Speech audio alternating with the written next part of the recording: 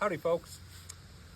3 years ago, this past May, I was able to set foot on a 10-acre parcel of raw land that I purchased. And on that day started one of the greatest transformative experiences of my life, of where I went from who I was to becoming an off-grid homesteader. I wanted to start this series at that time, recording myself walking out here with a backpack on and a hammock and a water bottle, setting it up in the woods, and starting showing me trying to become one with this land. I didn't do that because I guess the very first failure that I had in this whole process was I didn't believe in myself at that time. I couldn't really believe that it was happening, that I owned all of this. I couldn't believe that I sunk literally everything I had, my entire life savings, left a good career, and I was like, okay, now I am a landowner, which is really cool, and I think that carries a lot of weight, especially these days. But I had zero building experience, zero farming experience, zero land management experience. I was quite literally a idiot who was just like, yep, I think this is what I'm going to go do now. Which, if you know me at all, you're watching this and you're like, oh, I know him. You know that that's just how I live my life. I get an idea in my head, and then I just go and do it till I can't do it anymore. However, I will say that this has been a dream of mine for a very long time, was to live in a cabin in the woods, basically, ever since I was about this tall. And my dad, when living in the city, he would tell, made up stories about our family living in the woods, which is really cool because now I tell my son those same stories, but inside of our cabin in the woods. So, yeah. Anyways, I wanted to finally start doing this because, for no other reason, this year is very special because if you can see behind me, you probably can't actually see the garden, but I have my very first successful vegetable garden, and I kind of want to start documenting it at this point because I believe in my heart that this land is going to start giving back to me, sustaining me. I should actually say this land has given me more than I could ever ask for in a spiritual sense, but the fact that growing from the ground that I have been trying to make a homestead for 3 years, something's going to come back out of it, and that's huge to me. So anyways, in this video, I'm going to kind of show you around, show you what I got, show you the land that me and my son call home.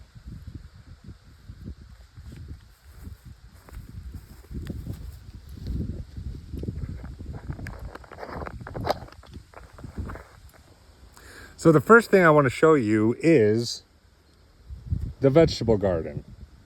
Now, I know it doesn't look as great as other people's gardens, and I mean, like what's going on over here. We just got the bags of dirt sitting on cardboard. That's actually an idea of my mother's, to use the cardboard from the screen door that we just put on to kind of kill the grass and the weeds that were growing along the side of the fence over there. But anyways, right here I have potatoes are growing. I planted 20 potatoes. I want to say 19 popped up. I want to say that number. Whether that's true or not, it was hard to kind of tell because I couldn't really tell if, it was one potato growing out of the ground in like two groups or what the situation was. But yeah, anyways, we have at least 19 of them came up. And I'm hoping that out of these 19 potatoes that grew up, it'll hopefully give us enough potatoes to make it through the winter and hopefully have a couple of seeds left to plant even next year. But we'll see how that goes. I need to flip this pallet over, I think. However, I might even just have this kind of become a compost pile. I don't know. Please understand, I know nothing about having a sustainable homestead garden. This is going to be the new step of my journey of growing here, but pretty much anytime I'm just pulling out weeds, I just have been kind of throwing them in the middle here, and anytime actually just means today I started that. Here are 2 tomato plants. These are Roma tomatoes, and as you can see down here, they actually have some tomatoes growing on them, which I think is huge.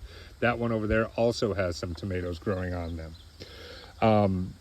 Just full disclosure, I did not plant these as seeds this year. I actually bought some, I don't know what you call them, sprouts or seedlings or whatever you want to call them, but that's what these were. They probably, when we planted them, were about that tall, maybe that tall.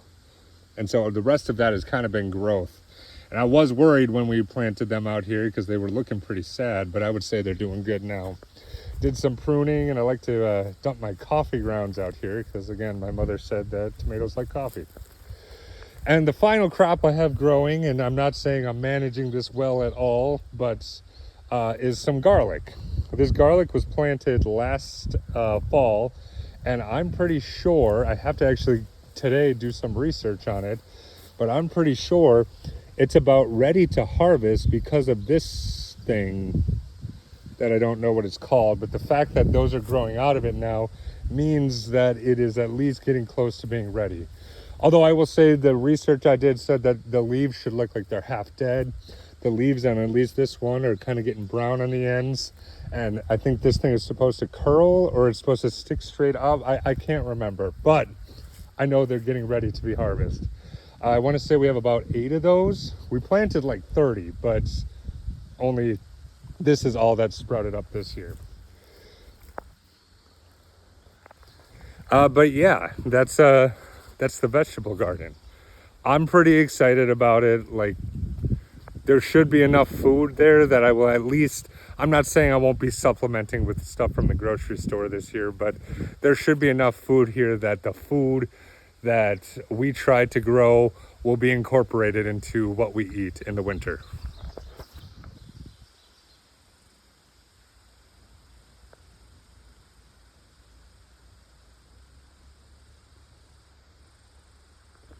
I wanted to stop here. I've just, like if you look over there, there's the cabin. This is where the trail starts. I can't really tell if you can see it from this angle, but anyways, I wanted to stop here because this field is one of my favorite parts of this piece of property, because of all the wildflowers. Like, these are all wild daisies. And I don't think that I can do it justice. I can show you what one individual daisy looks like. And don't quote me on this, but I believe these are buttercups, and you can smell those and they smell delicious. I don't know if you can eat them, but I would if you could. But that's all daisies and some buttercups in there. You got them growing on this side too. And then halfway down this field, and I want to say that's clover in there. Don't quote me on any of this. I really am not super knowledgeable on what I'm doing out here. I'm kind of making it all up as I go. I believe that's some sort of a willow that's growing there. Again, don't quote me. Please know, I think that I'm an idiot. I don't think what is this? These are new. I have never seen these before in my life.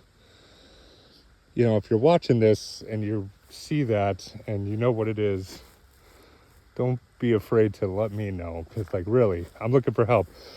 These my son loves. We pretend that they're the fire flowers from Mario.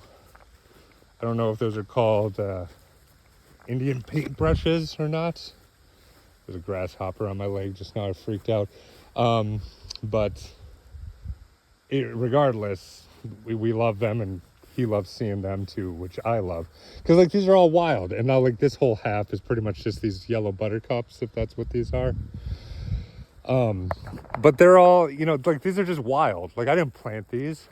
People work really hard on their vegetable gardens. Or not, excuse me, their flower gardens and their flower beds. And I'm I just let this grow. I don't do anything. I just let this all grow, and whatever I get is what I get. And I love it. Like, I couldn't ask for a better flower garden than my field turning into natural wildflowers. So anyways, that's exciting for me.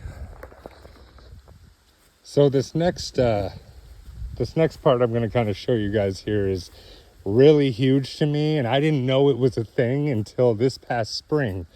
I was standing in the cabin looking out the window, and I noticed this tree right here had blossoms all over it. And I was like, well, that has never blossomed once before.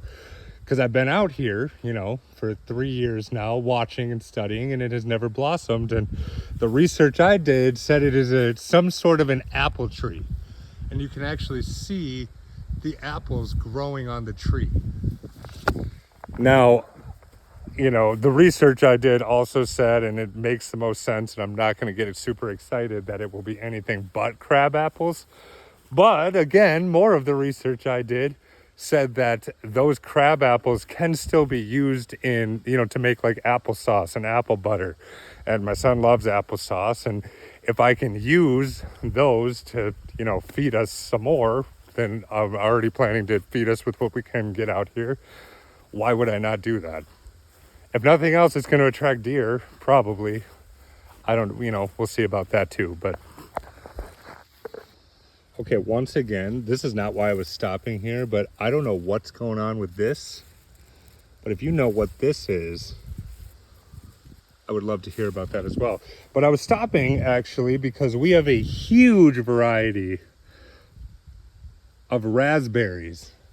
Or these actually might be black raspberries, I'm not sure. But I know that there's a ton of them. Like, this is just one tiny little stretch of one area where these things grow. You know, on one trail. They grow on almost every trail. In fact, earlier today, I've been, you know, and I'll try to get you geographically settled later on in the video here.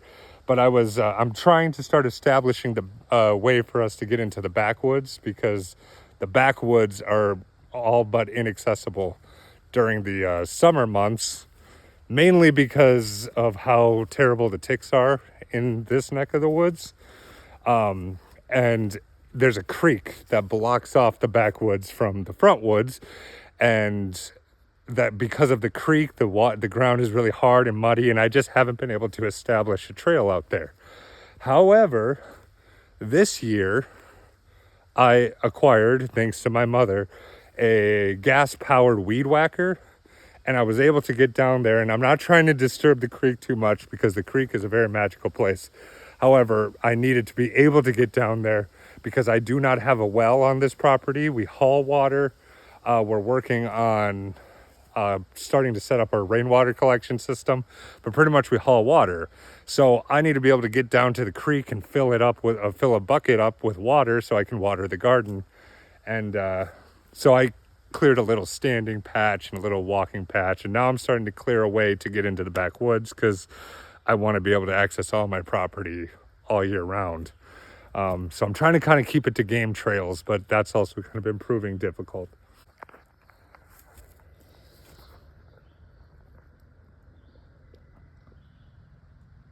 These are the first of the year that I've seen growing out here, and that's really exciting to me as well. So I'm excited about that. I think from here is a good way to kind of show my geographical layout of how I kind of identify the land. So that direction is north. Pretty much that direction is north, but that direction is north. Directly behind me, obviously, being south, west, east.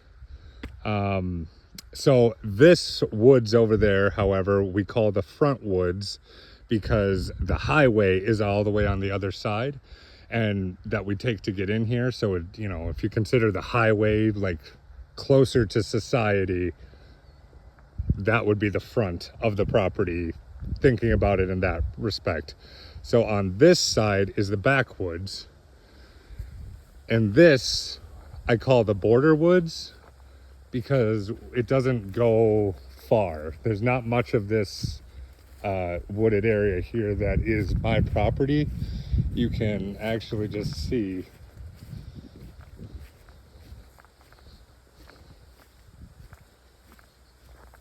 where it ends. If you look at that no trespassing sign there. So the property goes, it ends there, and then it goes all the way to that corner I was talking about down there. So anyways, back here in the border woods, I wanted everything to be able to have an element of adventure to it. So I cleared a path through this area where we can easily just kind of walk. If we want to be in a shaded area, we can be shaded over here too. And I kind of built it out. Oh, look, there's another mushroom.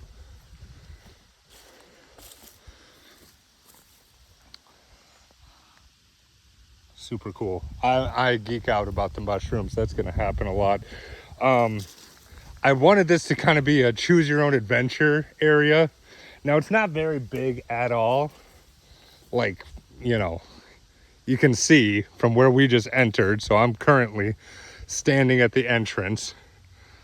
You can see it's kind of cleared out, but I made a bunch of different winds and turns that all lead to the same place. Also, there's this artifact that was here. It's really big.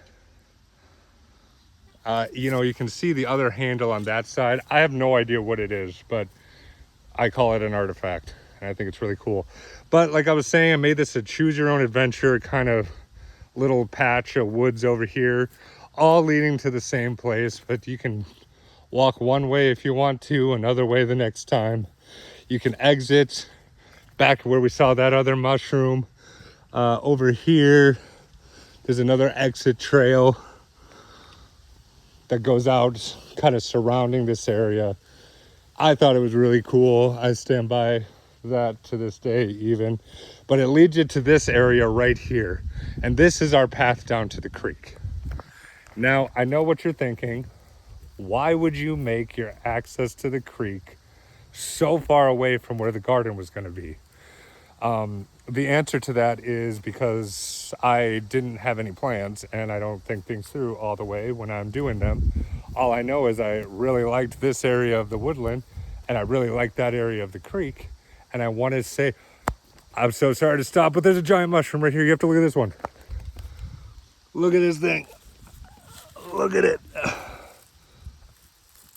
Crazy. But anyways, I really like that area and this whole area over here because look how many cool things I find. However, it is a pain to haul a 5-gallon bucket of water from the creek all the way back to the cabin and then back again. But I'm telling myself that it's good exercise right now. This is a very kind of special little place to me. I'm not really going to get into it too much right now just to not be super depressing. But this little spot is kind of a sacred area for me, and so I kind of just cleared a path back here so I can always just walk and meditate back here when I want to. Like I was saying, this is our path down to the creek, and I may make a closer one next spring when when I can be able to manage it better. But this area right here, actually, from that tree to that tree over there, is where I hung the hammock when I first got out here. This whole area kind of was not nearly as alive as it looks right now. And then it didn't grow because I had a huge tarp over the hammock too. But this kind of was base camp right when we first got out here. And so this is another reason I wanted this whole path to kind of exist, is so that I can always come back and kind of, again, meditate on this area and where it all began. And to kind of watch how it's going to just grow right here. I love it. Again, I established these paths. You may be wondering how I was able to establish these paths, and the answer, woodpecker been going at this little dead stump here. The answer is with a $150 Walmart lawnmower, push mower, of all things. I don't know what kind of tree this is. I thought it was an oak. It may actually be two different kinds of trees, even just looking at it, because there's different leaves. I see maple leaves right there, but those don't really look like oak leaves. But anyways, I have a push mower that I bought from Walmart, and I just pushed it through the woods, and that's how I've established these trails. Other than down here, because it gets too soft because of the creek, I use that weed whacker. But this is the creek. It stretches all the way the entire length of the property as well, and then goes back into a marsh area that's back there that borders the property. But as you can see, it's pretty wild back here right now. This is as far as I've been able to kind of make the path. This is new as of today, actually. And it only goes to here. I did notice, however, we do have raspberries growing right here as well. I had to unfortunately take a few of them down just to be able to even clear into there, because I think this will probably be my easiest way into the backwoods. The backwoods is actually the largest part of the property. So the field that you've seen, that stretches the length of the property, but it's, I would actually say, the smallest part of the property, just as far as how things stretch out. So it's like 10 acres. If you're looking into doing this thing, I like the 10 acres because of the availability of the land to be an adventure for me and my child, and for it to be our home still. Like, we go on adventures out here all the time, and it's always something special, and we never actually leave our home. So that's kind of cool. But you know, to the people out there who you have 40 acres, 100 acres, more power to you. I don't know how you do it. I don't know what you do with it all, but this is about as much as I can kind of handle. So here's actually a way for us to get into the front woods. One of the other, probably, I think this would be the second trail that I kind of established. But this is kind of special because, one, it was the very first area that we were able to truly adventure into the woods with. These raspberry bushes right here kind of get honestly annoying. I kind of want to cut them back, but they're raspberries, so I kind of feel like I shouldn't at the same time. But you can see more that just kind of grow in this area here. I'm pretty sure, yeah, that's what these flowers are. I'm pretty sure. I'm almost positive those are going to turn into raspberries. Again, don't quote me on anything.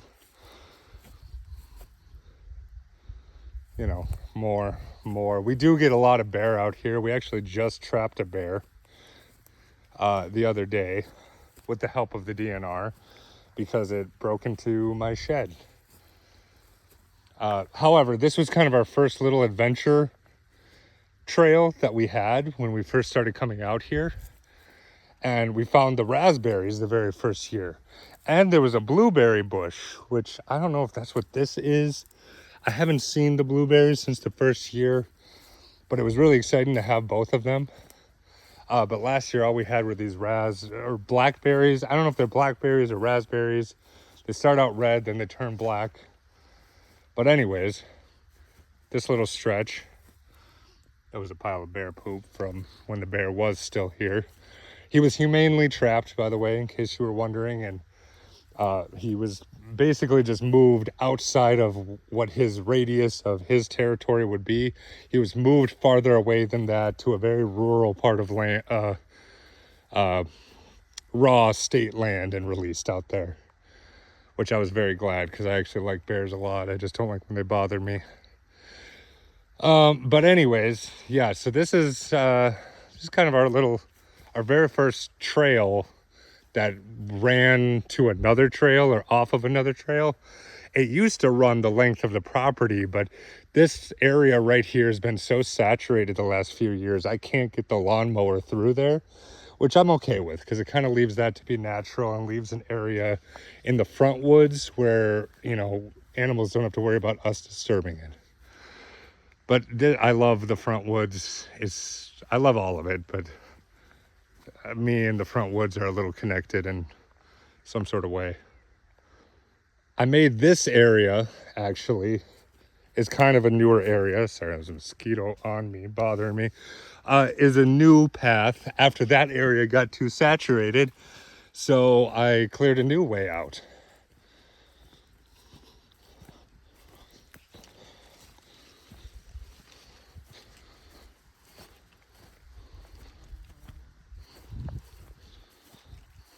And then it connects to the main path. And so if you wanted, you could go back that way or just to the front. I know it just doesn't seem, you know, like I probably geek out over this stuff a lot more than other people would, but like I had to remove trees that were in the way, shrubbery, different things like this. It took a lot for me to be able to have those trails that I can just easily walk on. Now the only maintenance I really do is I have to, you know, when I cut the grass in the yard, I also cut the trails. Still using that hand push mower, by the way. So that's I mean, I speak highly of a Walmart push mowers, but that's just me. Just to show a little bit about the cabin, we do run on solar power out here. We have a solar generator. I speak very highly of that as well. I did set these 5-gallon buckets up under the roof to catch rainwater when it does rain. I'm thinking that we're going to be in the dry times right now. And to just water the garden right now, that was full of rainwater. It took all of that, and it took all of that bucket and half of that bucket to water the garden.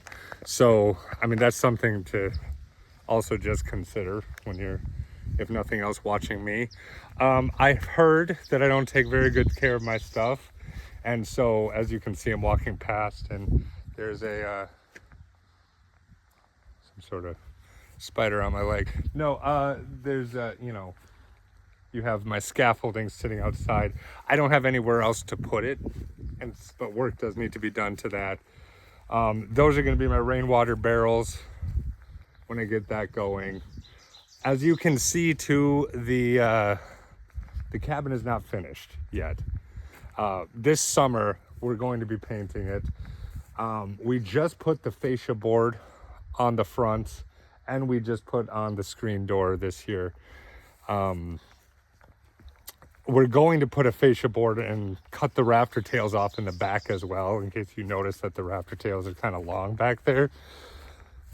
This year, it would have been done already before I started this video, except for the fact that we have a bird's nest living on one of the rafters.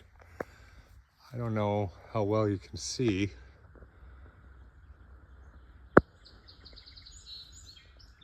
But there's 3 bird heads in there. For sure 3.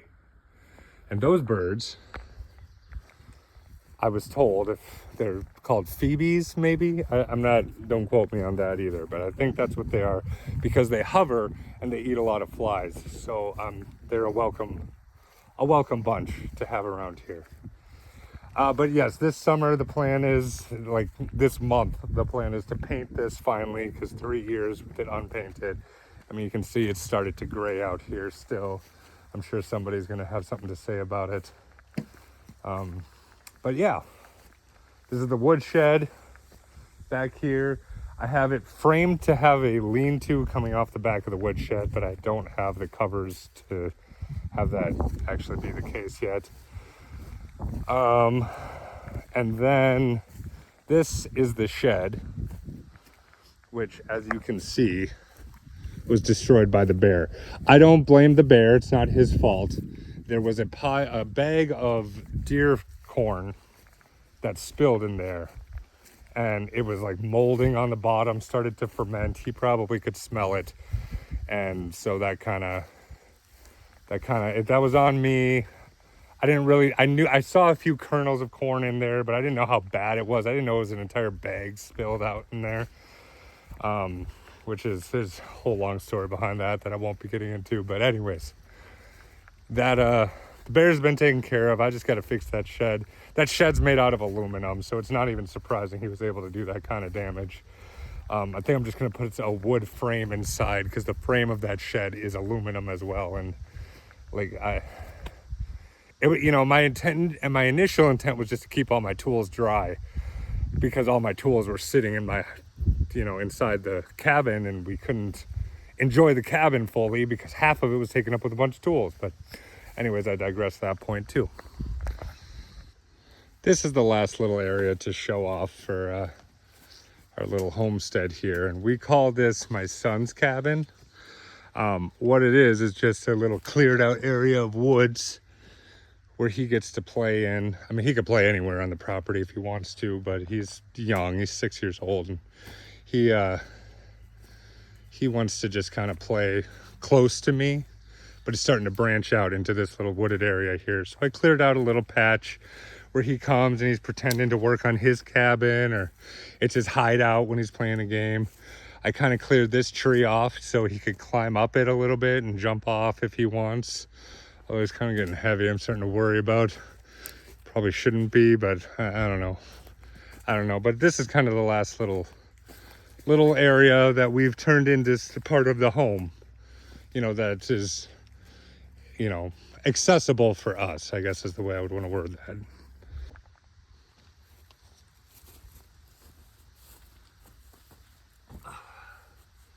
So a couple of, questions I want to try to just address right away up front is, first and foremost, the homestead is livable, I would say 24/7, 365.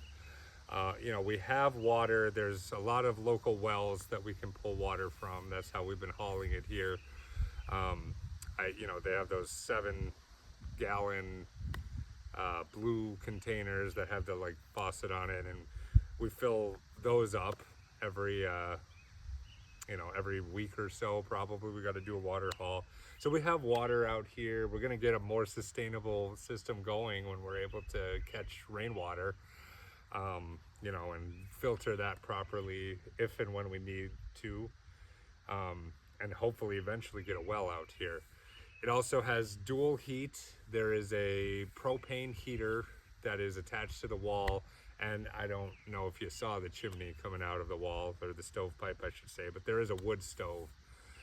The cabin itself is a 24 by 24 cabin. The wood, and so I think that's, check the math, but it's 670 or 700 some square feet. And the wood stove I have is rated for 2,000 square feet. So even though it's not, there are things that still need to finish even in the interior of the cabin. For example, insulating the roof. The wood stove heats it up in there. I have no complaint. I've been out here in 0-degree weather with my child, having the wood stove ripping, and we're inside, wearing a t-shirt and sometimes shorts. So we can warm it in there just fine. And with the power, I actually had an air conditioner out here this year. However, the air conditioner isn't very good. It's actually kind of died on us. But we have a bunch of fans inside. We open the windows, get a cross breeze going. Not to say it doesn't get hot in there still, but we can be comfortable in the summer just as we can in the winter. That being said, we don't live here full time. This isn't our, what I would consider our address. The reason for that is because my son is young. He's 6 years old, just turned 6 years old last month. And his school is an hour away. His mother also lives an hour away. And so I also maintain an apartment back in the city. Whenever I have my son, we're out here, other than in the school year, because I just think he's a little bit young to have to wake up an hour earlier to make it to school on time. He'd be having to wake up at 6 a.m. every day to have breakfast, get ready, and to be in the car by 7 to make it all the way into town. And in my head, he was still just a little too young to have to be doing that every day during the school year. My hope and my goal is to not re-sign my lease next year.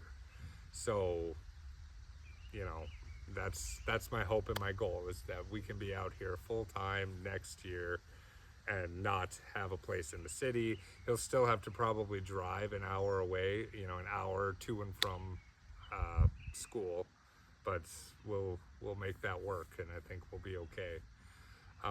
One thing I will say, also around that piece, is driving an hour to and from every day is not very gas effective on the truck. And my truck is a 2006 Chevy Silverado, a great truck. I love my truck, but it's old and it's got miles on it, and it only gets about 15 miles to the gallon. And so I don't have a ton of money. I put everything I have into this, and I only work my job on the days I don't have my son.